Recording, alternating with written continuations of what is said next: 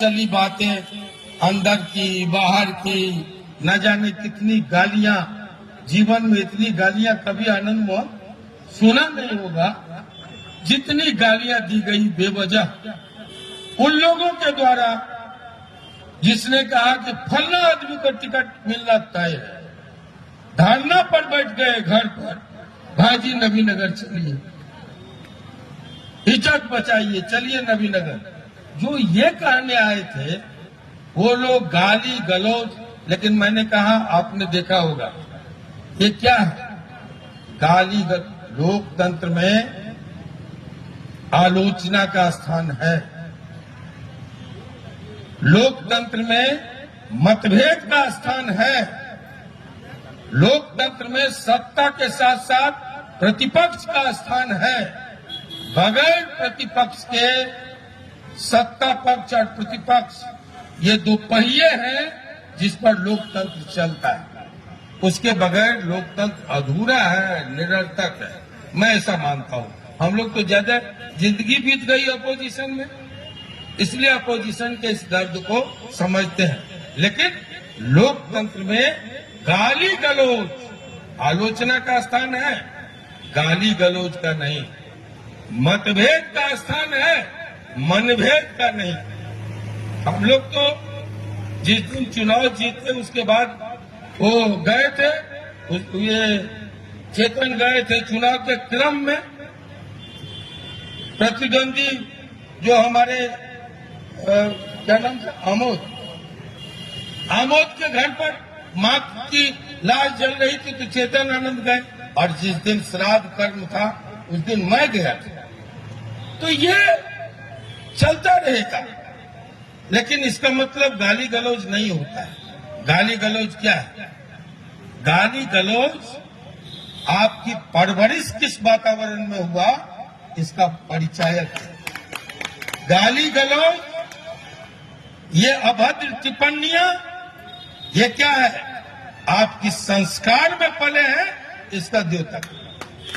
इसलिए साथियों, गाली कोई देने, अच्छा आपके पास कोई आएगा ये सॉल ले लीजिए, हम ले लेंगे तो सॉल मेरा है, और अगर हम सॉल नहीं ले तो ये आपका है। तो गाली जो देने आया था लोग, हम लोगों ने साफ कहा कि हम गाली नहीं लेंगे। अब आप इसको रखिए, एक शब्द हम लोग नहीं बोले, आज ये बोलना पड़ता है व्यतीत मन से। ये औरंगाबाद जो अनुग्रह बाबू जैसे बिहार विभूति की धरती है, नबीनगर जो बिहार विभूति अनुग्रह बाबू सत्येंद्र बाबू जैसे महान लोगों की धरती है, यहाँ गाली गलौज की इजाजत किसी को नहीं। राजनीति की इजाजत है, पक्ष की विपक्ष की, ये सब। और इसलिए मैं कह रहा हूं, हम लोगों ने कहा था लोकतंत्र 49 और 51 का गणित है, जो 51 पाता है जीत जाता है, और जो 49 पाता है हार जाता है। लेकिन जब व्यक्ति जीत जाता है वो संपूर्ण नबीनगर का एमएलए होता है, 51 का एमएलए नहीं होता। इसलिए हम अपने समर्थकों को भी कहते हैं कि अगर चेतन आनंद की जो परवरिश हुई है, आनंद मोहन की जो परवरिश हुई है स्वतंत्रता सेनानी परिवार में, जिसने लोकतंत्र समाजवाद की स्थापना के लिए दबे कुचले गरीब गुरबा शोषित वंचित इसके हक की लड़ाई लड़ते हुए पीढ़ी दर पीढ़ी हम लोग लड़ते रहे हैं। इसलिए अगर चेतन आनंद इस उदारता में प्रतिपक्ष का कोई काम कर जाए, पक्ष के लोग, समर्थक लोग, प्रशंसक लोग बुरा नहीं मानिएगा। यही असली लोकतंत्र सबको। इसलिए साथियों, और मैं आज एक बात कहूं, ये लंबे भाषण का वक्त नहीं है, आप लोग उब चुके हैं, लेकिन साथियों आप 2000 पहले का बिहार और 2005 के बिहार का अंतर समझिए।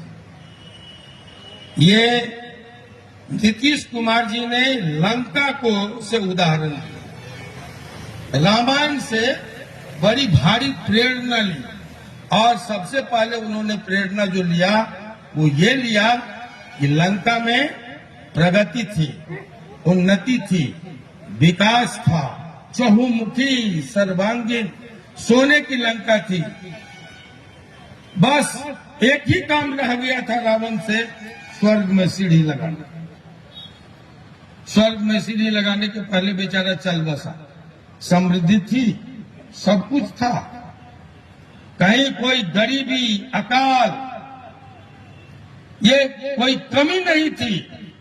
क्या कमी थी?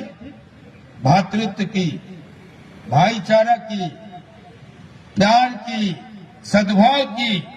और नीतीश कुमार ने पकड़ा, अयोध्या में सद्भाव है, भाई भाई में राज सत्ता को फुटबॉल बना दिया।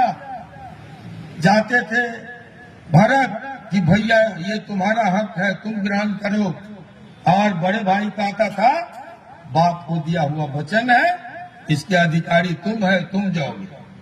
तो इस तरह से ये प्रेम, भातृ प्रेम है।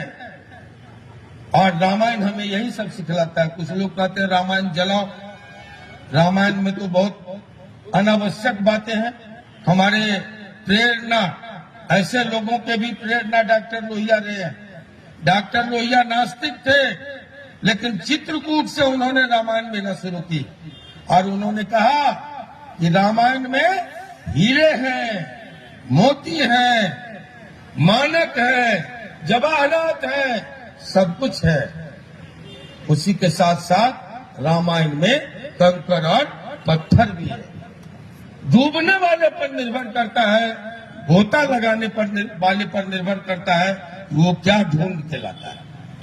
तो साथियों मित्रों, आज मैं कहूं कि रामायण हमें भातृ प्रेम सिखलाता है, रामायण हमें पितृभक्ति सिखलाता है, रामायण हमें सामाजिक सरोकार सिखाता है, रामायण हमें सामाजिक सद्भाव सिखाता है। जब सबरी का जूठा बरत राजा राम खाते हैं, निषाद राज को गले मर्यादा पुरुषोत्तम राम लगाते हैं, तब वो सामाजिक सद्भाव का संदेश है। साथियों, तो आज मैं कहने आया हूं कि नीतीश कुमार जी ने पकड़ा 2000 पहले का जो बिहार था, खुरेजी, नरसंहार, जनसंहार, अपहरण, फिरौती, रंगदारी, पलायन, इसका बिहार था। एकमात्र उपलब्धि थी चरवाहा विद्यालय, इसके अलावा कुछ नहीं। लेकिन आज के बिहार में सर्वांगीण विकास है, चतुर्दिक विकास है। आज नीतीश कुमार निकले, न्याय यात्रा से शुरू किए, प्रगति यात्रा पर आए और उसके बाद आज समृद्धि यात्रा पर आए। साथियों मित्रों, आज इसी 6 बजे किसी की हिम्मत नहीं थी नबीनगर में मीटिंग लेने की और मीटिंग से लौटकर अपने घर जाने की। वो दिन लोगों ने देखा होगा, जब हम यहाँ आए थे तब भी हम लोग जब लौट के जाते थे, माँ और पत्नी इंतजार करती थी कि सही सलामत लौट आए। ये मेरी स्थिति थी, आम लोगों की स्थिति 6 इंच छोटा किया जाता था। साथियों, दलित काट रहा है सवर्ण को, सवर्ण काट रहा है दलित को, बैकवर्ड हो रहा है, फॉरवर्ड हो रहा है, हिंदू हो रहा है, मुसलमान हो रहा है। आज क्या हो रहा है? न हिंदू हो रहा है, न मुसलमान हो रहा है, न बैकवर्ड हो रहा है, न फॉरवर्ड हो रहा है, न सवर्ण हो रहा है, न दलित हो रहा है। सब इस जड़ को नीतीश कुमार ने पकड़ा कि जहां सद्भाव होगा, जहां प्यार होगा, वही समृद्धि, शांति होगी, वही समृद्धि होगी। और यही बात उन्होंने लागू किया। आज मैं इसी को कहने आया हूं कि वो मेरा बेटा है, आप भरोसा कीजिएगा, विश्वास कीजिएगा, कभी फर्क नहीं करेगा। अगर फर्क करे कान उसका मत पकड़ना, मेरा पकड़ना। साथियों, क्योंकि हम जानते हैं जो ट्रेनिंग हमारी है उसमें हिंदू मुसलमान नहीं, जो ट्रेनिंग हमारी है पारिवारिक, उसमें बैकवर्ड फॉरवर्ड नहीं, जो ट्रेनिंग हमारी है, जो प्रशिक्षण है राजनीतिक, उसमें धर्म, मजहब, जाति, बिरादरी नहीं है, दलित और सवर्ण नहीं। साथियों, हम जानते हैं कि हिंदुस्तान की लड़ाई में आजादी की लड़ाई में और आजादी के बाद लोकतंत्र की बहाली में, समाजवाद की स्थापना में हमारे पुरखों ने कुर्बानी दी और वो जात पात नहीं किया। हम सब मिलकर के एक मुकम्मल हिंदुस्तान बनाए थे, लोकतंत्र की स्थापना किए थे। और ये भारत, ये उपवन है, वो चमन है जिसमें गेंदा है, गुलदाउदी है, जूही है, चमेली है।